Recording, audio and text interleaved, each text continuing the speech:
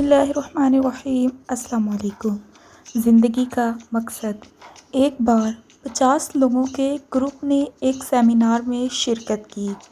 اچانک مقرر خاموش ہو گیا اور گروپ میں ایک ایکٹیویٹی کرنے کو کہا گیا۔ ہر ایک کو ایک غبارہ دیا گیا اور مارکر کا استعمال کرتے ہوئے اس پر اپنا نام لکھنے کو کہا گیا۔ اس کے بعد سارے غبارے ایک کمرے میں ڈال دیے گئے۔ اس کے بعد سب کو 5 منٹ کے اندر اپنے نام والا غبارہ ڈھونڈنے کو کہا گیا۔ سب لوگ بدحواسی میں اپنے نام کا غبارہ تلاش کرنے لگے۔ کچھ لوگوں کے نام والے غبارے دوسروں کے پاؤں کے نیچے آ کر پھٹ گئے، مگر کوئی بھی اپنا مطلوبہ غبارہ تلاش نہ کر سکا۔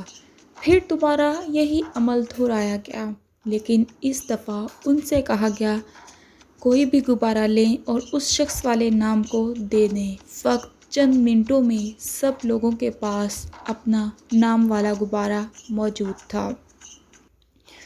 پھر مقرر نے سب کو مخاطب کیا اور کہا، بالکل اسی طرح ہماری زندگی ہے۔ ہم بدحواسی میں اپنی خوشیاں ڈھونڈتے ہیں۔ اسی افراتفری میں ہمیں پتہ ہی نہیں چلتا ہے، دوسروں کی خوشیاں اپنے پاؤں تلے کچلتے جاتے ہیں۔ ہم یہ نہیں سمجھتے کہ ہماری خوشیاں دوسروں کی خوشیوں سے وابستہ ہیں۔